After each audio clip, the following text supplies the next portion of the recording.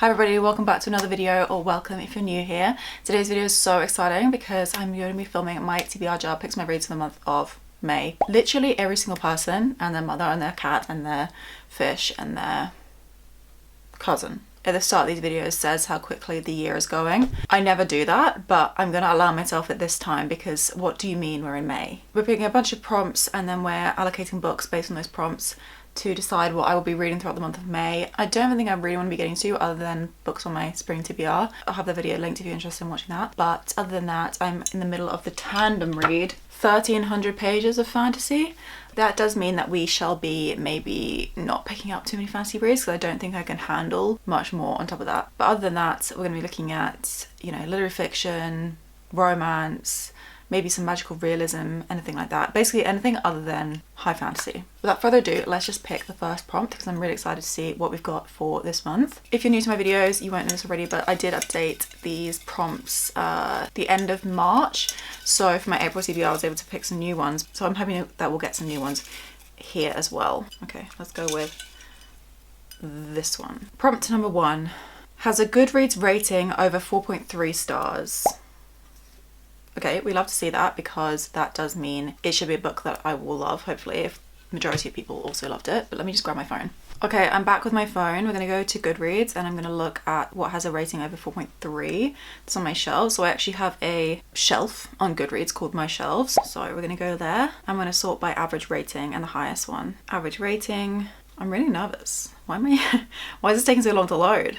Okay, come on. Okay, we're in the highest rating. So we've got a bunch of Christian non-fiction coming up first. Akamath already read, Empire of Storms I'm in the middle of. And the next up we have Sunrise on the Reaping. Yes, please. That has an average of 4.62. Now, I knew this book was loved, but I didn't know that it was loved that much. Like, 4.62 is so high. That's crazy. This is one of the prequel books for the Hunger Games series. It just came out a couple months ago and I've heard nothing but incredible raving reviews about it. I don't know a single person who's disliked this. In fact, I don't know a single person who's rated this below 4 stars. I'm so excited. This is on my spring TBR and it's also a book that I'm just desperate to begin because I am obviously, being the age I am, you might guess that I'm a big fan of the Hunger Games trilogy. So very, very excited for this one. Also slightly scared because what if I hate it? I don't think I'm gonna hate it, but I could give it like 3 stars because that's what I gave what's it called? The Battle of the Songbirds and Snakes. So hopefully I prefer this one. I'm so excited. It's Hamich's story. We've all been waiting so long and I can't believe I haven't picked it up yet. Prompt number 2. That was a really good start, really solid start. I'm so excited for that book. Let's go with this one. This is tiny. A classic. Okay. You can't see that probably because it's so small. Let me see what we've got here. Usually my classics live on my shelves out in the corridor, which is the reason why you don't see them in the background of my videos or the background of these videos. Let me have a look. I've got To Andro's Dream of Electric Sheep, but I don't think that's a classic. We've got... Do I even have any at all? Okay, you know what I'm going to do? I'm going to go out to my shelves in the corridor. I'm going to have a look there and then I'm going to pick a book from there. Okay, we've switched to the phone camera for these shots. But this is my classics bookshelf. And we've got classics I've read. This is all Christian non-fiction plus some arcs that I have. And then from here down, we've got my classics. Let's have a look and see what I'm in the mood for. This is not a classic, I just have it here. I would love to read that, but in fact, you know what, I'm going to bring it through in case we can get it on the TBR for a different prompt. I don't really know which of these I'm interested in. This is also not a classic. And this, obviously, we've just got some jumbled in. Do we have any down here? I do know that I want to read the second book in the Lord of the Rings series after I've read the tandem, but I don't know whether I'm going to finish the tandem. Oh, I should, but I don't know, is that a risk? Maybe that's a risk. I have no idea what to choose. I don't really want a classic. No, I love classics. They take a lot of your brain, you know? Okay, so we went out to the shelves in the corridor, my classic shelves in the corridor. I looked through them and I was like, I have no idea what I want to read. So I went to my spring TBR video and I realised that this book, Basic Blackwell Pearls by Helen Weinsweg, is on my spring TBR and it's also a New York Review Books book. I don't know whether this is a classic per se, but it was published a while ago, 1980. And the fact it's in print, I'm going to say this is a modern classic. We could be wrong, but I'm kind of stretching the rules. Also, the absolute stunning vibes of having 2 purpley pink books on the TBR. We love to see it. And Empire of Storms is purple. And Tarot Dawn's kind of pink. That's perfect. Okay, anyways, that's so beside the point. That's what I'm just gonna pick for a book. Classic book? I don't know. That was a difficult one. Let's go with prompt number 3. We'll do this one.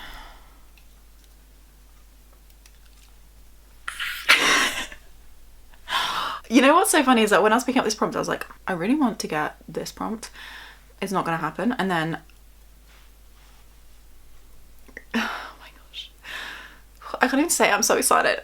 What's wrong with me? Okay, it says Arctic Monkeys song chooses. So we're gonna shuffle my massive Arctic Monkeys playlist. They're my favorite band, if you're unaware. I'm sorry, that was very fangirl of me. I'm gonna go on there, I'm gonna shuffle it, and whatever the vibe of the song, like this vibe of the song, we're gonna match the book to that. So it's likely gonna be a romance, but we'll see what we've got. I feel sick. That was so exciting. So I'm gonna find my massive Monkeys playlist. This doesn't have all the albums. This is just like, I don't even know. It's in a really random order. It's the one I made when I first was obsessed with this stuff. I'm gonna scream my chord and shuffle, and we'll see what we get. Okay, is it on shuffle? Whoops. How do you even tell? I'm just gonna click on a random song and then make sure it's on shuffle. Yeah, it's on shuffle. Okay, 1, 2, 3. Okay.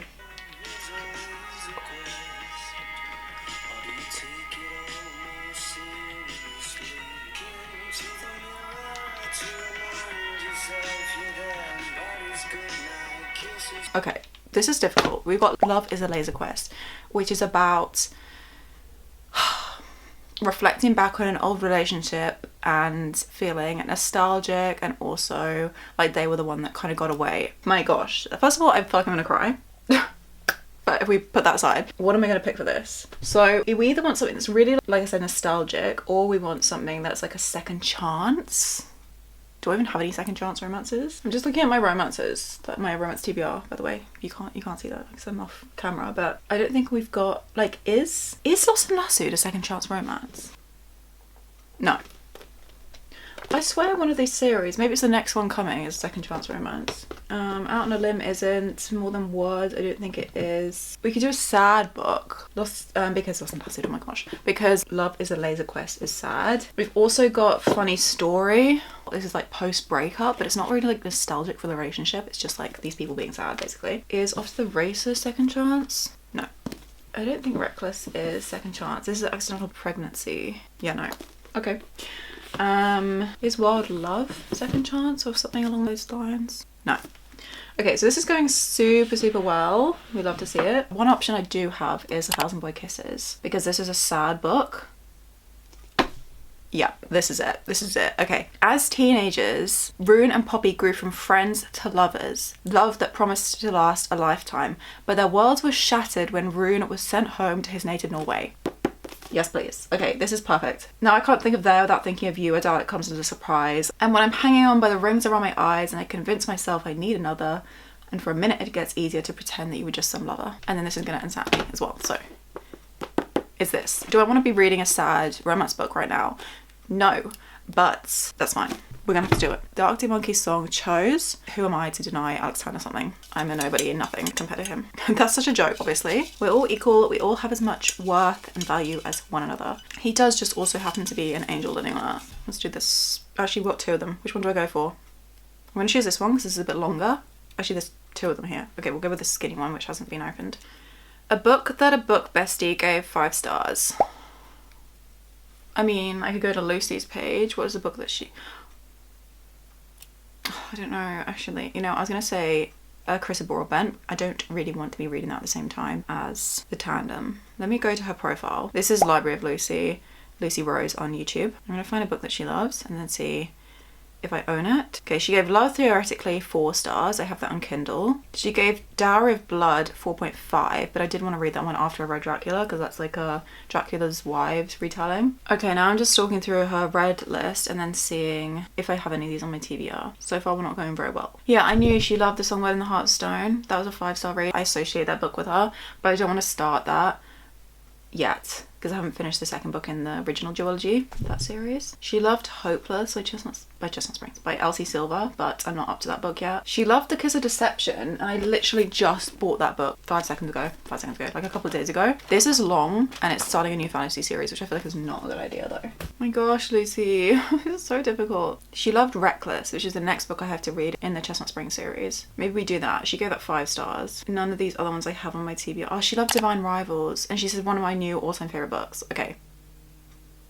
we're gonna have to read that because I have that on Kindle. We're gonna say Divine Rivals for a book that a book bestie loved. She gave it 5 stars. It's one of her new all-time favorite books, and I do happen to own it, so that's all we'll read for that one. Okay, so that's 4 books. Let's go for a 5th. That's a prompt I did last month, so I'm gonna skip that. That's the last book I longingly thought of. This one explores a social or political issue. Interesting. Okay, let's see what we've got. I'm going to switch up completely and I'm going to do a non-fiction book. This is Too Much and Not the Mood. The author minds the inner restlessness that keeps her always on the brink of creative expression. This actually is not mentioning this, but I have heard that, yeah, it's about identity and culture. It's still a social issue, so I feel like this is going to be a really interesting one. I think the author's POC, and I think she's going to be writing about her experience. I can't tell you exactly what the socio-political thing is going on in here, but I do know for a fact that this book does contain that. That was one of the reasons why I was initially interested in picking it up, so it's perfect for this prompt. Book number 5. Okay, so here is the TBR. We've got these 4 books, plus we've got our Kindle read. So first of all, we chose Sunrise on the Reaping by Suzanne Collins, and this is a book with a rating over 4.3 stars. This one had 4.62 or something like that, some crazy number. Like I said, Hamish's story, prequel to Hunger Games. I think it's gonna be fantastic. I'm also told it's very sad, so we'll see how I get on with that. For a classic book, we chose Basic Black with Pearls by Helen Weinsberg. I'm not sure whether this is a classic. I should just Google it. I'll Google it and then I'll put in editing whether it is or not, because I am not sure, and this is me kind of cheating or like stretching the limits of the rules. Although it's my game, so my game rules, whatever. I think it's gonna be really fun. It's basically following this woman and her affair. It says they arrange their like meetings by an intricate code based on notes slipped into issues of National Geographic. I think it's so fascinating, and I've heard that the writing of this is just beautiful, and I just trust NYRBs to deliver. For a book that a book bestie loved, we chose Divine Rivals by Rebecca Ross. This one is following these 2 people, they're journalists at the same company, the same paper. It's set during a wartime. It's in this fantasy world though, but I think it's similar to kind of like a World War II situation. Female main character is typing letters on this magical typewriter. She believes the letters are being sent to her brother who's at war, but it's actually going to her work rival, and this romance sparks between them. It's meant to be very wholesome and beautiful, just like a true romance story. No spice. Should be fun. For a book that Arctic Monkeys chose, thanks so much guys, I really appreciate it. Well, the song that came up for that was Love is a Laser Quest.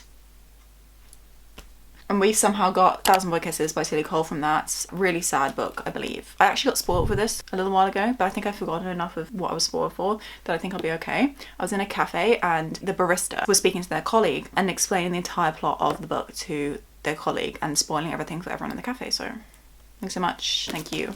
And then we have Too Much and Not the Mood for the book that discusses social or political issues or features them. This is a really fascinating essay collection and I'm so excited. This is the author who's actually going to be directing or writing and directing the new adaptation of Bonjour Tristesse. Someone recently commented on the video I did for that book saying that I gave Bonjour Tristesse vibes. I've never received a higher compliment in my life. I don't know where they got that from, but I truly appreciate it. Thank you so much. I did kind of dress for the part in the video, so maybe it was through my like editing and my production. I don't know. Either way, I'm really excited for the new adaptation of that book. I think it's going to hit. I think I'm also going to be obsessed with this book because Lauren, you guys know her through BookTube. She's friends with Sarah Crawley. We're mutuals on Bookstagram, and she recently read that and loved it. So I'm really excited for that book as well. So there we go. Those are the 5 books I picked for today's TBR. No, May's TBR. Thanks so much for watching the video. If you enjoyed it, give it a thumbs up to let me know that you did. Subscribe to stick around and see more videos from me, and I'll see you so soon in a couple of days for another video. I think it's going to be my Crete vlog if that hasn't gone live already. So excited to post it. I'm working so hard on it. Yeah, it's gonna be so good. Anyways, sending my love to you from here to wherever you may be in the world. Bye bye. No! Oh my gosh. That kills me.